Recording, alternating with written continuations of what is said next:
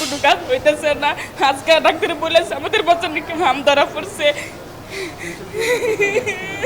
আমরা কি করব, আমরা কিছু করার নাই। 56 জেলায় ছড়িয়েছে হাম, বিশ্ব স্বাস্থ্য সংস্থার উদ্বেগ।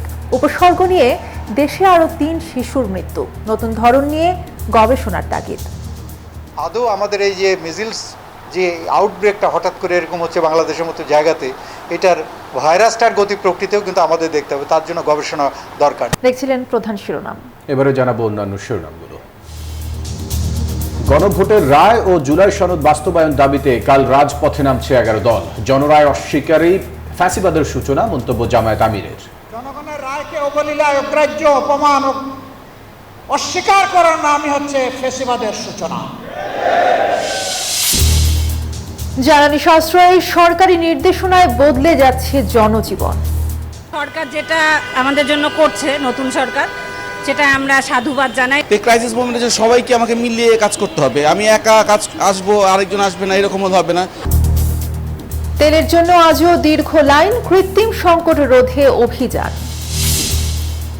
চুয়াডাঙ্গায় মৌসুমের সর্বোচ্চ তাপমাত্রা 39.7 ডিগ্রি সেলসিয়াস। ভ্যাপসা গরমে অতিষ্ঠ জনজীবন, সামনে কয়েকটি হিট ওয়েভের সংখ্যা। চলতি বছরে চালু হচ্ছে শাহজালাল বিমানবন্দরের 3rd টার্মিনাল, পরিচালনার দায়িত্ব জাপানকে দিতে চায় সরকার। যখন একটা ডিসকাশন টেবিলে বসা হয় তখন কিন্তু অনেক রকম প্রপোজাল চলে আসে। দেশের স্বার্থ দেখা, মানুষের প্রত্যাশা দেখা, সেইভাবেই আমাদের আলাপ আলোচনা হয়েছে।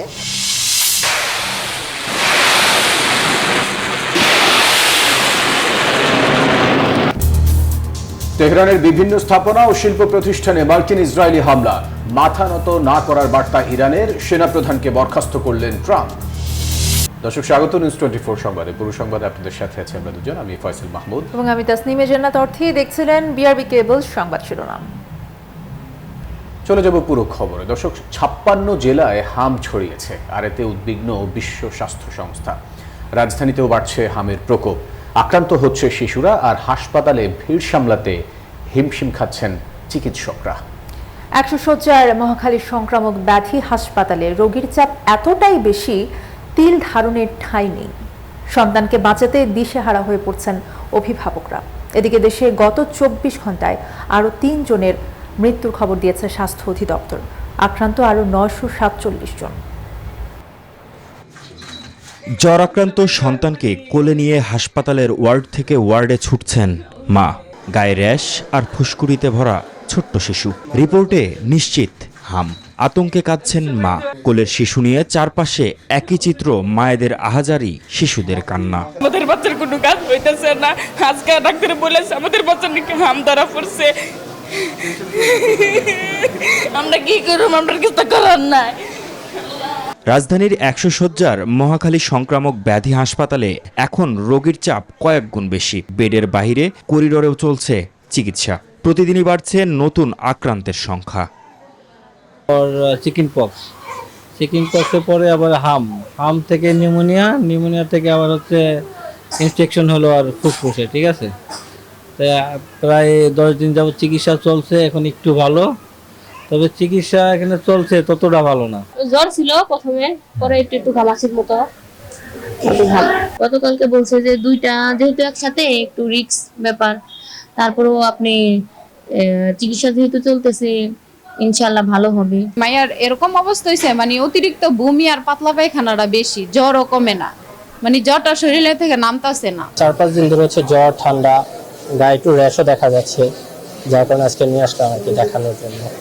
বিশ্ব স্বাস্থ্য সংস্থার এক প্রতিবেদনের তথ্য বলছে, দেশের 64 জেলার মধ্যে 28 মার্চ পর্যন্ত অন্তত 56 জেলায় হাম শনাক্ত হয়েছে। তবে কিছু এলাকা এখন সংক্রমণের হটস্পট হিসেবে চিহ্নিত। সবচেয়ে বেশি রোগী শনাক্ত হয়েছে ঢাকা বিভাগে। সংক্রমণের হার বেশি রাজশাহী, ময়মনসিংহ ও বরিশাল বিভাগে। বেশ কিছু জেলা ও সিটি কর্পোরেশন এলাকা সংক্রমণের কেন্দ্রবিন্দু হয়ে দাঁড়িয়েছে। এটাকে সতর্কবার্তা বলছেন বিশেষজ্ঞরা। এই পরিস্থিতি মোকাবেলায় রোববার থেকে বেশি আক্রান্ত এলাকায় জরুরি টিকাদান কর্মসূচি শুরু করছে সরকার। বিশেষজ্ঞ চিকিৎসকরা বলছেন, টিকাদানে অনীহা আর সচেতনতার অভাবেই বাড়ছে হামের সংক্রমণ। সময়মতো টিকা না নিলে ঝুঁকি আরও বাড়বে। 2026 সালের মধ্যে দেশ থেকে হাম ও রুবেলা নির্মূল করার লক্ষ্যমাত্রা নির্ধারিত ছিল। তবে 2022 থেকে 2025 সাল পর্যন্ত সংক্রমণ বেশ নিয়ন্ত্রণে থাকলেও বর্তমানে তা হঠাৎই বেড়ে গেছে। মাহমুদ হাসান, নিউজ 24, ঢাকা। গণভোটের রায় ও জুলাই সনদ বাস্তবায়নের দাবিতে কাল রাজপথে নামছে জামায়াত সহ 11 দল। দাবি আদায়ে ইস্পাত কঠিন আন্দোলন গড়ে তোলার প্রত্যয় ব্যক্ত করেছেন বিরোধী দলীয় নেতা ও জামায়াতের আমির ডক্টর শফিকুর রহমান। বলেন, জনরায় অস্বীকারই ফ্যাসিবাদের সূচনা। জনগণের অধিকার জনগণের কাছে ফিরিয়ে দেওয়ার আগ পর্যন্ত 11 দলের লড়াই অব্যাহত থাকবে। সংবিধান সংস্কার পরিষদ গঠন ও গণভোটের রায় বাস্তবায়নের সংসদীয় উত্তাপ এবার রাজপথে। সংসদে গণভোটের রায় মেনে সংবিধান সংস্কার পরিষদ গঠন না করায় রাজপথে আন্দোলনের ঘোষণা দেয় বিরোধী দল। শুক্রবার দক্ষিণ কেরানীগঞ্জে দলীয় সমাবেশে জামায়াত আমির ডাক্তার শফিকুর রহমান বলেন, জনগণের রায় বাস্তবায়ন করতে জনগণের কাছে আসতে বাধ্য করেছে সরকার। সরকারি দলকে বলবো, এখনো সময় হাতছাড়া হয়ে যায়নি। আমরা চেয়েছিলাম সংসদের ভিতরে সমাধান হোক, আপনারা সুযোগ গ্রহণ করেননি। আমাদেরকে ঠেলে জনগণের এই রায় বাস্তবায়ন করার জন্য জনগণের কাছে আপনারা আমাদেরকে আসতে বাধ্য করেছেন। যেমন আগে নেমেছি, এখনো আবার নামবো এবং ইনশাআল্লাহ জনগণের এই দাবি আমরা আদায় করে ছাড়বো ইনশাআল্লাহ। বিএনপিকে উদ্দেশ্য করে তিনি বলেন, জনরায় অস্বীকার করাই ফ্যাসিবাদের সূচনা। এ সময় তিনি বৈশ্বিক সংকটে সবাইকে নিয়ে দেশ গড়ার কথাও বলেন। জনগণের রায়কে অবলীলায় অগ্রাহ্য অপমান অস্বীকার করার নামই হচ্ছে ফ্যাসিবাদের সূচনা। আমরা দেশে আর ফ্যাসিবাদ চাই না। এ সময় জুলুমের বিরুদ্ধে সবাইকে জুলাইয়ের মতো ঐক্যবদ্ধ হওয়ার আহ্বান জানান জামায়াত আমির ডাক্তার শফিকুর রহমান। আমরা চাই এখন আপনারা তুলে ধরবেন। তাওহিদুল ইসলাম, নিউজ 24, ঢাকা। জ্বালানি সাশ্রয়ে সরকারি নির্দেশনায় বদলে যাচ্ছে জনজীবন। রোববার থেকে 1 ঘন্টা কমছে সরকারি বেসরকারি অফিসের সময়। তবে আজ থেকেই মার্কেট ও শপিং মল বন্ধ হচ্ছে সন্ধ্যা 6টায়। শিক্ষা প্রতিষ্ঠানের সাপ্তাহিক ছুটি বাড়ানো এবং ক্লাস অনলাইন ও সশরীরে দুটি রেখেই এগোচ্ছে শিক্ষা মন্ত্রণালয়। এ বিষয়ে রবিবার চূড়ান্ত হবে সিদ্ধান্ত। এ নিয়ে মিশ্র প্রতিক্রিয়া সাধারণ মানুষের।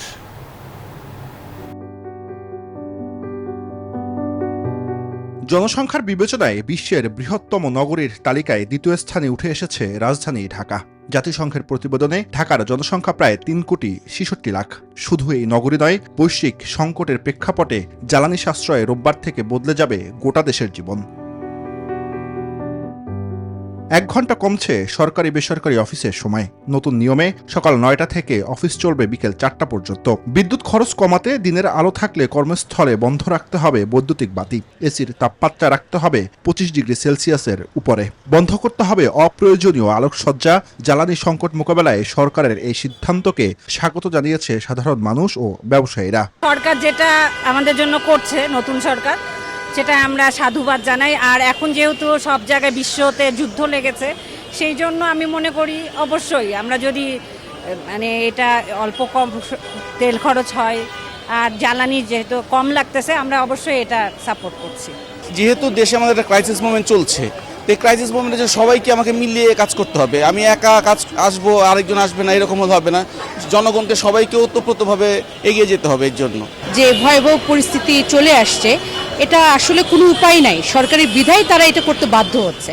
শুধু অফিস সূচি নয়, পরিবর্তন আসছে ব্যবসা বাণিজ্যেও। শুক্রবার সন্ধ্যা 6টা থেকে বন্ধ মার্কেট ও শপিং মল। বেশিরভাগ মানুষ স্বাগত জানালেও শপিং মলের দোকানিরা বলছেন আরো 1 ঘন্টা সময় বাড়ালে তাদের জন্য ভালো হতো। আমরা চাচ্ছি যে মার্কেট সরকার যেটা ফার্স্ট টাইম বললো যে 8টা পর্যন্ত পারফেক্টলি ছিল, 6টা হলে আমাদের বেচা কিনা সন্ধ্যায় আমাদের বেশি হয়। এখন 6টা বাজে বন্ধ করে দেয়, তা আমাদের তো অনেক লোকসান হয়ে যাবে। কারণ এখন দিনের বেলা যে প্রচন্ড গরম, গরমে তো কাস্টমার বের হয় না। 6টা বাজে বন্ধ করে দেয়, তাহলে তো মানুষ কেনাকাটা করবে কোন সময়। আর এখন তো দুপুর টাইম, লাঞ্চ টাইম, এই সময় সবাই বাসায় থাকে। শিক্ষা প্রতিষ্ঠানের সাপ্তাহিক ছুটি বাড়ানো ও ক্লাস অনলাইন ও সশরীরে দুটি রেখেই এগোচ্ছে শিক্ষা মন্ত্রণালয়। এ বিষয়ে রোববার চূড়ান্ত হবে সিদ্ধান্ত। এ নিয়ে মিশ্র প্রতিক্রিয়া সাধারণ মানুষের। জুবাইর সানি, নিউজ 24, ঢাকা। ছুটির দিনেও রাজধানীর বিভিন্ন ফিলিং স্টেশনে জ্বালানি তেলের জন্য দীর্ঘ সারি দেখা গেছে। ঘন্টার পর ঘন্টা অপেক্ষা করেও কাঙ্ক্ষিত তেল পাচ্ছেন না চালকরা। বন্ধ রয়েছে অনেক পাম্প। এমন পরিস্থিতিতে মানুষের ভোগান্তি বাড়ছেই। সাপ্তাহিক ছুটির দিন রাজধানীর এক ফিলিং স্টেশনে গিয়ে দেখা গেল জ্বালানি তেল কিনতে আসা চালকদের দীর্ঘ সারি। কেউ এসেছেন রাতে, কেউ ভোর থেকেই অপেক্ষায়, লাইনে আছেন ঘন্টার পর ঘন্টা ধরে, তবুও মিলছে না কাঙ্ক্ষিত জ্বালানি। 2.5 বছর ধরে গাড়ি চালাচ্ছি, এই ফার্স্ট টাইম এরকম হচ্ছে, আগে এরকম ছিল না। আমরা ভোর 5টার থেকে এখানে লাইনে দাঁড়িয়েছি, কেউ রাত 2টা বাজে এসে দাঁড়াইছে, কিন্তু এখান থেকে মাইকিং করে বলা হয়েছে কিন্তু একটা আগে তেল আসবে না। ট্যাঙ্কি খালি করতেছে ওদিকে নিয়ে, বোতল জাত করে ওদিকে বিক্রি করতেছে। আবার কেউ কেউ ওই পাম্পের মালিকও রাতের অন্ধকারে ড্রাম ভরি ভরি নিয়ে যায় সরা ফেলতেছে। ডিজেল ও অকটেনের ঘাটতি বেশি, এতে গণপরিবহন থেকে শুরু করে ব্যক্তিগত গাড়ি সব ক্ষেত্রেই বেড়েছে ভোগান্তি। গাড়ি তো চালাইতে হবে, চাকরি বাঁচাইতে গেলে অনেক কষ্ট তো করতেই হবে মানুষের। প্রায় 5 ঘন্টা পর ভাই তেল পাইলাম ভাই। প্রচুর ভোগান্তি, প্রচুর ভোগান্তি ভাই, এগুলো ঠিক না। ওনারাই যদি মনে করেন বাহিরের লোকদেরকে তেল বিক্রি না করে ড্রামের মধ্যে, তাহলে আমরা পর্যাপ্ত পরিমাণ তেল পাবো। পাম্প কর্তৃপক্ষ বলছে চাহিদার বিপরীতে পর্যাপ্ত তেল মিলছে না। এদিকে অনিয়ম ঠেকাতে তৎপর ট্যাগ অফিসার। পাম্পের মধ্যে কোনো অসঙ্গতি পাওয়া বা তেল মজুতকরণ এইসব বিষয়গুলো দেখা হলো আমাদের মূল কাজ। কালোবাজারি রোধ করার জন্যই আমাদেরকে নিয়োগ দেওয়া হয়েছে। আমরা আশা করি গভর্নমেন্টের যে উদ্যোগ, সেই উদ্যোগ সফল হবে। দ্রুত সমাধান না এলে ভোগান্তি বাড়বে আরও, বলেছেন ভুক্তভোগীরা। মামুন ইসলাম, নিউজ 24, ঢাকা। চলতি মৌসুমের সর্বোচ্চ তাপমাত্রা রেকর্ড হয়েছে চুয়াডাঙ্গায়। শুক্রবার জেলায় সর্বোচ্চ তাপমাত্রা রেকর্ড হয়েছে 39.7 ডিগ্রি সেলসিয়াস। জেলাটিতে মাঝারি তাপপ্রবাহ বয়ে যাচ্ছে। রোদের তীব্রতা ও গরম বাতাসে বিপর্যস্ত হয়ে পড়েছে জনজীবন। দুপুর গড়াতেই তাপমাত্রা আরও বেড়ে যায়। বেশি বিপাকে পড়েন নিম্ন আয়ের শ্রমজীবী মানুষ। চলমান তাপপ্রবাহ আরও কয়েকদিন অব্যাহত থাকতে পারে বলে আভাস দিয়েছে আবহাওয়া অফিস।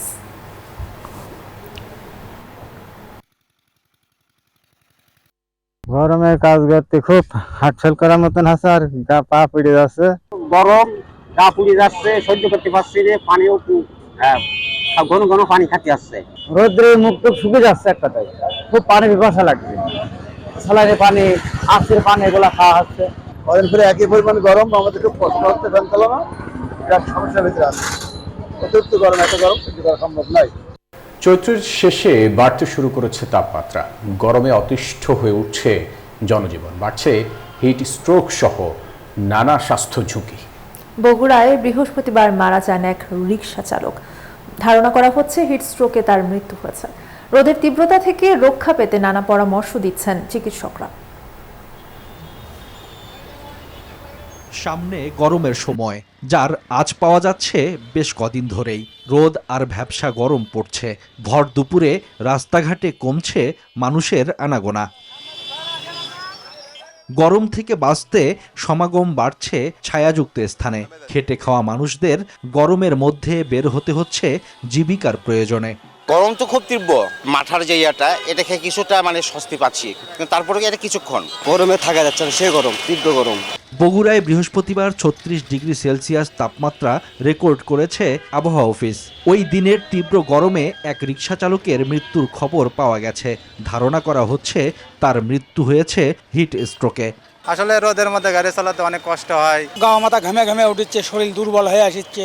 অতিরিক্ত গরমটা শরীর ওইভাবে নিতে পারে নাই, আর সে একটা অ্যাজমার রোগীও ছিল। ও তো হিট স্ট্রোক করে মারা গেছে ভাই।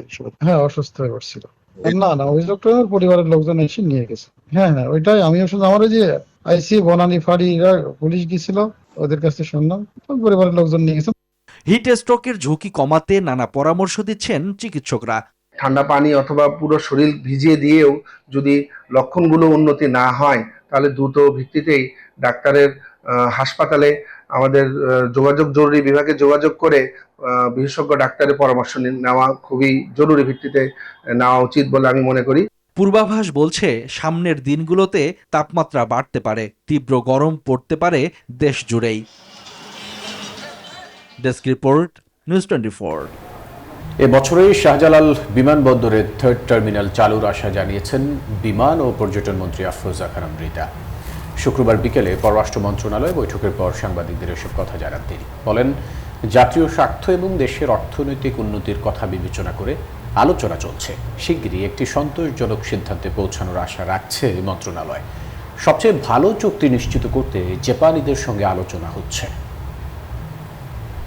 বিএনপি সরকারের সময় এটা চালু হবে এবং খুব এই বছরের মধ্যে চালু হবে ইনশাআল্লাহ। আমাদের মাননীয় প্রধানমন্ত্রী চাচ্ছে এটা চালু হোক, সেজন্য কিন্তু আমরা বারবার বসছি এবং বারবার বসাটা মানে একটা ভালো সলিউশনে আসা।